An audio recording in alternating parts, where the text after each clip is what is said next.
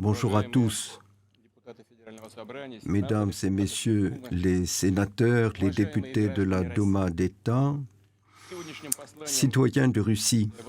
Dans cette adresse, je vous parle à une époque qui est importante, complexe et très déterminante pour notre pays, et dans le monde entier, ce sera des événements historiques qui vont définir l'avenir de notre pays, de notre peuple. Et chacun de nous a une responsabilité colossale. Il y a un an, pour assurer la sécurité de notre pays et pour assurer la sécurité de nos concitoyens sur certains territoires de l'Ukraine, et qui, après 2014, il y a eu cette occupation de ces régions, et nous allons systématiquement accomplir tous les actes qui nous incombent. Depuis 2014, le Donbass a lutté pour son droit à vivre sur son territoire et parler sa propre langue, et n'a jamais cédé devant le blocus, devant la haine du régime de Kiev, et ils espéraient et ils attendaient l'aide de la Russie, et ils avaient foi en notre arrivée. Cependant, et vous le savez très bien, nous faisions tout ce qui était possible pour résoudre ce problème d'une manière pacifique. Et d'une manière patiente, nous avons mené des négociations pour sortir de ce conflit extrêmement dur. Mais derrière notre dos, il se tramait un scénario tout à fait différent. Les gouvernants européens d'Occident en fait, agissaient pour gagner du temps, pour donner la possibilité au régime de Kiev de se livrer à ses assassinats politiques, à ses humiliations et ses actions terroristes sur le Donbass. Dans les écoles militaires de l'Occident, on se préparait à fournir des armes. Et avant le commencement de cette opération militaire spéciale, il y avait des négociations entre Kiev et les pays occidentaux pour la fourniture de systèmes antiaériens, d'armes lourdes. Et toutes ces tentatives du régime ukrainien allaient aussi jusqu'à demander une aide par des armes nucléaires. Et les Occidentaux organisaient des laboratoires secrets d'armes biologiques et se préparaient le régime de Kiev à une grande guerre, la grande guerre qu'il préparait. Et maintenant, il l'avoue publiquement sans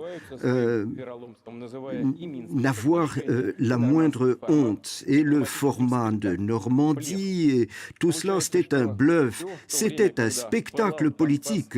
Et pendant que le sang coulait dans le Donbass et la Russie, très sincèrement, cherchait une solution pacifique, il jouait sur la vie et la mort des hommes, et il jouait avec des cartes faussées. Et cette méthode d'action fallacieuse, ils ont détruit la Yougoslavie, l'Irak, la Libye, la Syrie, et c'est une honte dont ils n'arriveront pas à se libérer. La notion d'honneur, de pureté, de droiture, cela ne concerne aucun de ces pays. En fait, ils ont l'habitude des dictateurs qui ont l'hégémonie et qui peuvent mépriser le monde entier. Et ils ont aussi le même mépris pour les peuples de leur propre pays. Ils ont aussi tromper leur propre peuple en prétendant chercher des solutions pacifiques, y compris au Conseil de sécurité pour le Donbass. Et en fait, c'était un système de mensonges systématique et total. En fait, nous défendons les intérêts qui ne sont pas seulement les nôtres, mais aussi pour cesser cette distinction que l'on fait entre les pays prétendument civilisés dans le monde et les autres, leur permettant d'être d'autant plus agressifs. Nous étions prêts à un dialogue ouvert avec l'Occident. Nous disions que nous avons besoin d'un système de sécurité unique et indivisible, et nous cherchions à travailler ensemble avec eux. Et la réponse était soit confuse, soit tout à fait hypocrite. Ça, c'était dans les paroles, mais il y a eu des actions aussi. C'était l'élargissement de l'OTAN vers nos frontières. C'était de nouveaux dispositifs de défense antimissile. Ils cherchaient à établir un parapluie contre nous. Et c'était pour se rapprocher de la Russie. En fait, il n'y a aucun pays dans le monde qui ait autant de bases à l'extérieur de son territoire que les États-Unis d'Amérique. Ils ont des centaines de bases militaires dans le monde. Toute la planète en est constellée. Et on a vu la manière dont ils ont renoncé à des accords internationaux comme ces accords sur les armes de moyenne portée et ces systèmes qui assuraient la paix dans le monde. Pourquoi le faisaient-ils? Mais ils ne font rien sans avoir un objectif. Et en décembre 2021, nous avions envoyé à l'OTAN et aux États-Unis des projets d'accord sur la garantie de sécurité, en incluant des positions fondamentales pour nous. Et nous avons reçu une réponse directe. C'était un non catégorique. Cela signifiait qu'ils avaient donné déjà leur accord pour l'agression, et la menace continuait de grandir. Et en février 2022, tout était prêt pour lancer une nouvelle action punitive sur le Donbass. Et dès 2014, Kiev a lancé l'artillerie, des tanks et des avions contre le Donbass. Nous avons gardé le souvenir de cela, de ces frappes sur Donetsk, mais pas seulement sur Donetsk, mais aussi dans d'autres villes. En 2015, ils ont tenté une nouvelle attaque directe sur le Donbass, et ils ont continué le blocus et les frappes sur les populations civiles. Et cela à l'encontre de toutes les résolutions du Conseil de sécurité. Et cela a été fait d'une manière tout à fait catégorique. C'est eux qui ont lancé cette guerre. Et nous avons utilisé la force, et nous n'utilisons la force que pour arrêter cette guerre.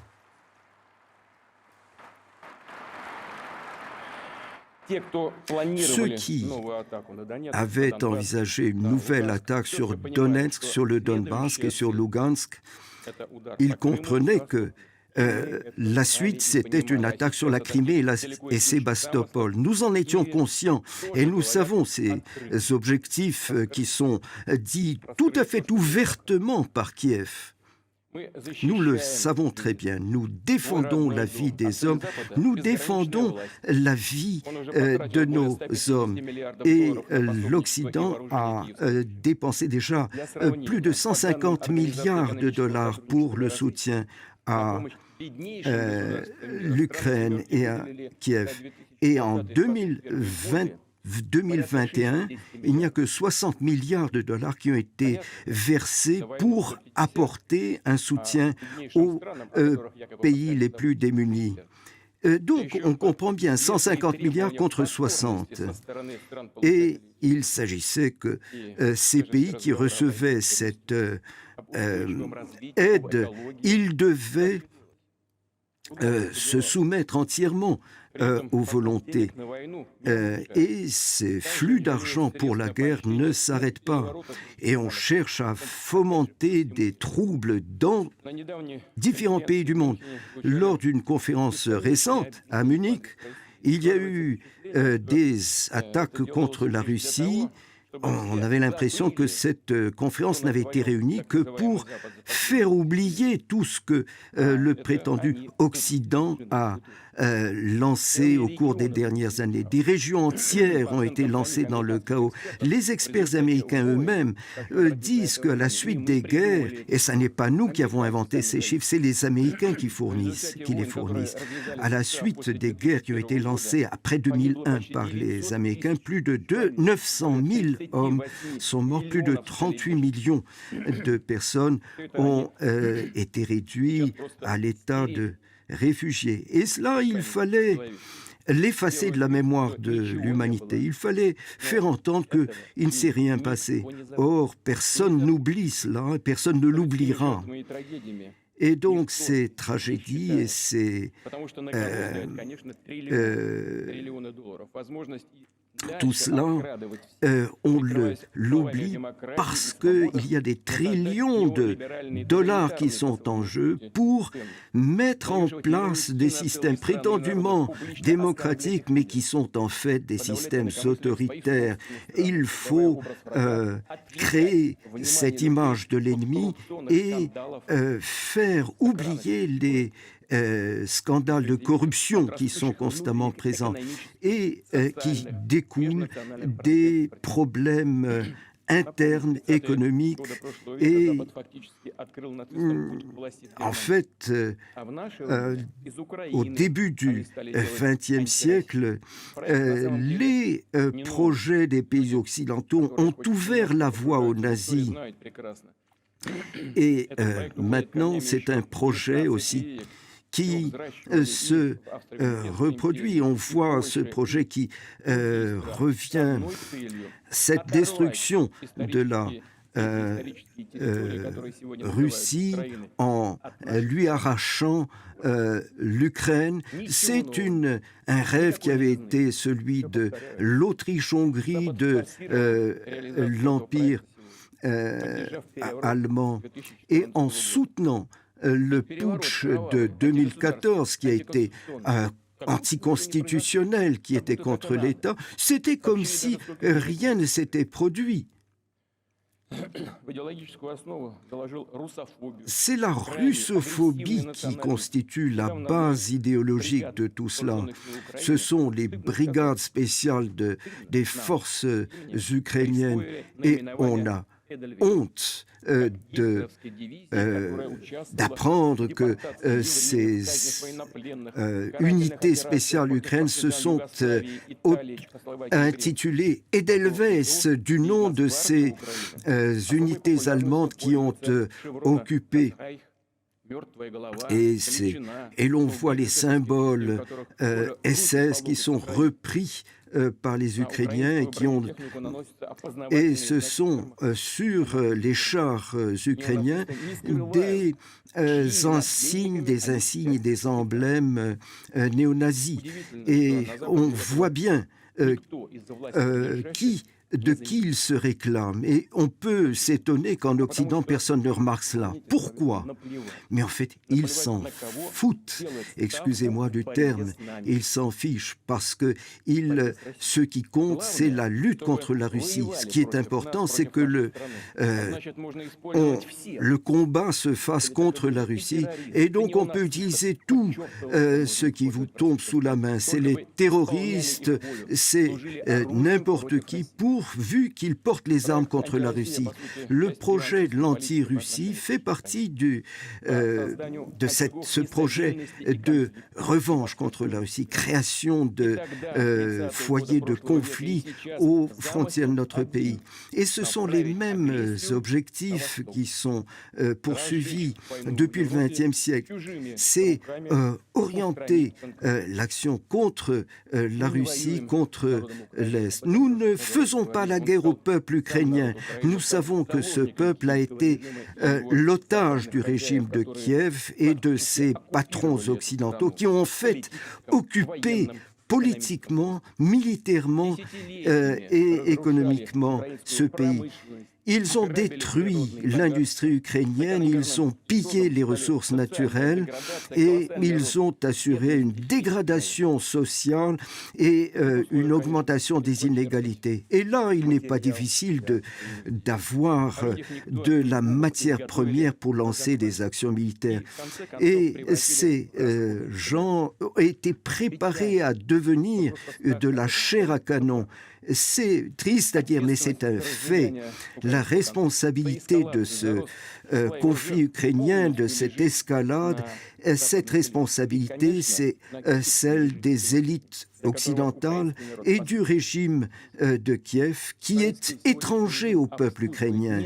En fait, ce régime ne sert pas les intérêts de son peuple, mais des pays tiers, qui utilisent l'Ukraine comme un boutoir, comme un bélier contre la Russie. Je ne vais pas vous parler des intentions qu'ils ont de lancer de nouvelles offensives, mais il y a une chose qui doit être certaine pour tous. Plus les armes à longue portée occidentale seront livrées à l'Ukraine, plus loin il faut que nous repoussions cette menace de nos frontières. Les élites de l'Occident ne dissimulent pas leurs objectifs. Ils veulent obtenir une défaite stratégique de la Russie. Qu'est-ce que cela signifie? Cela signifie mettre un terme à la Russie une fois pour toutes.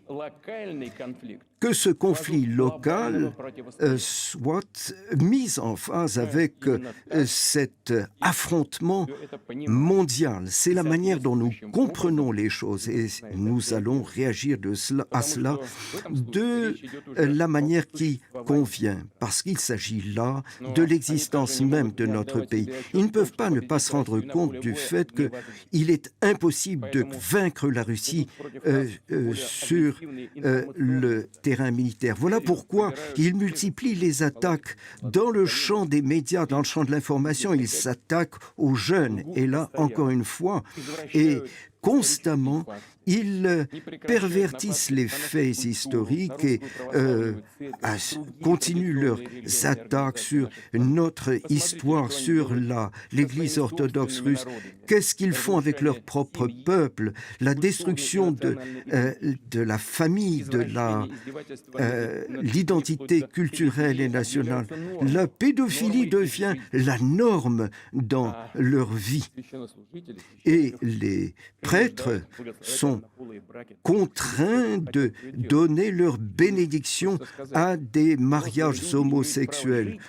Les adultes ont le droit de vivre comme ils l'entendent et nous avons bien sûr reconnaissance de ce fait. Personne ne cherche à s'immiscer dans la vie privée des êtres, mais il faut leur dire, mais regardez les Écritures saintes, regardez les principes de toutes les religions du monde, tout est dit, y compris le fait que la famille, c'est l'alliance entre un homme et une femme.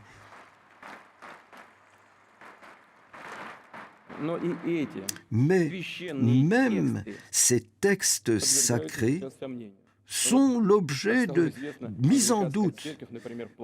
L'Église américaine, nous dit-on, a l'intention de créer l'image d'un Dieu au genre indéterminé.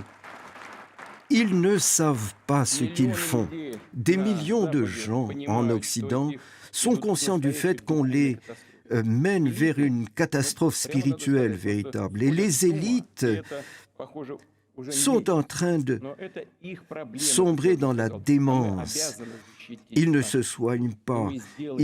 C'est leur affaire. Mais nous devons défendre nos enfants contre cette dégradation et donc contre cette dégénérescence.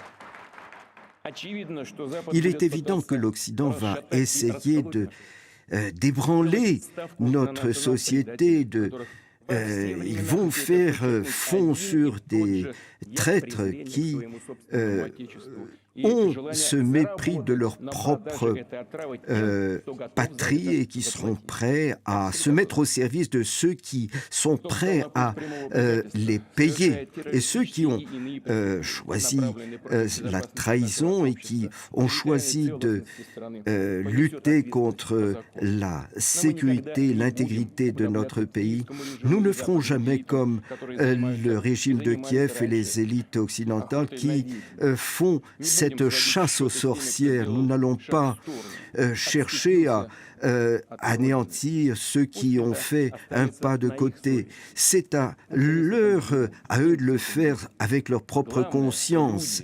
C'est eux qui auront ce poids sur leur conscience. Mais il faut que le peuple de Russie, les citoyens, soient capables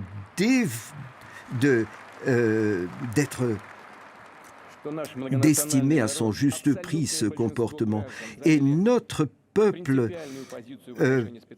pluriethnique, multinational, reste uni et comprend nos objectifs et nos actions. Et ce soutien, nous le sentons dans un véritable patriotisme qui se fait jour. C'est un sentiment qui est historiquement inhérent au peuple russe et qui nous frappe par sa dignité. On voit cette volonté de faire de son propre destin un destin unique avec le destin de son peuple. Chers amis, je voudrais vous remercier tous, remercier tout le peuple russe de son courage et de sa résolution. Remercier nos héros de l'armée, de la marine, de la garde russe, des volontaires, de ceux qui participe au groupe Bars. Je dois présenter mes excuses aussi de ne pas pouvoir les nommer tous. Quand je préparais cette adresse, j'ai préparé une très très longue liste de toutes ces unités combattantes. Mais je le répète, il est impossible de les nommer tous et je craignais de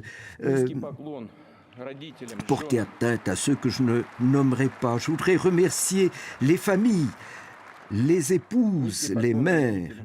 Je leur présente mes hommages. Je présente mes hommages aussi aux médecins, aux assistants, aux infirmiers, aux hommes, aux cheminots, aux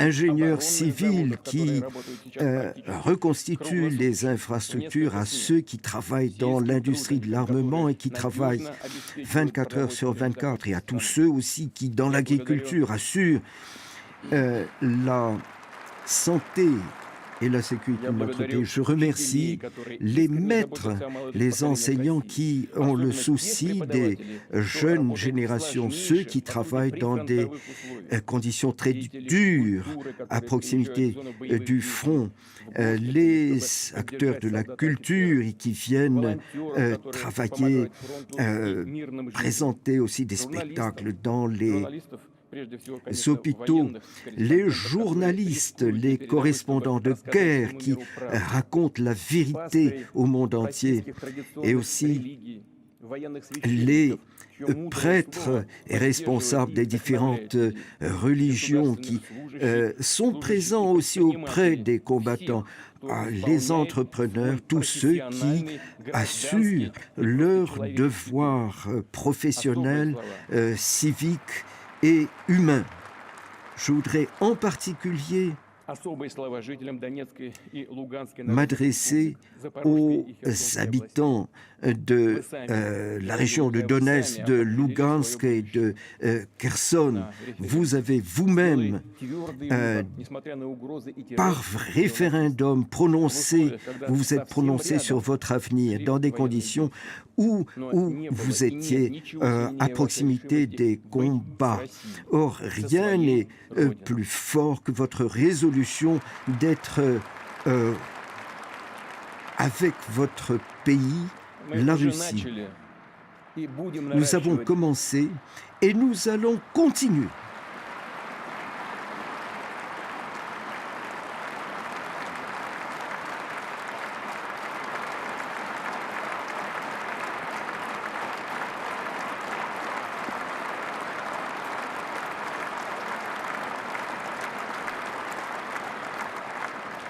Je veux souligner que cette réaction de la salle adressée aux habitants de Donetsk, Lugansk, de Zaporojie et de Kherson est un hommage, je m'y joins.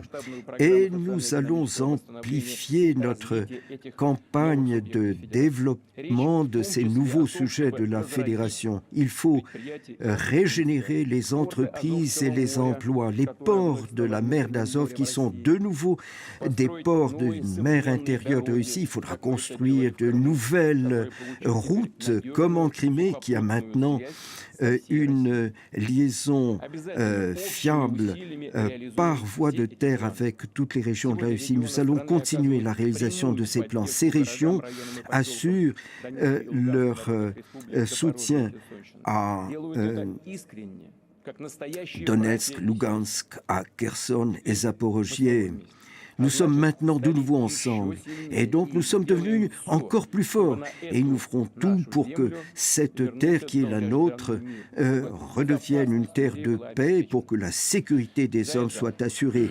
Et pour cela,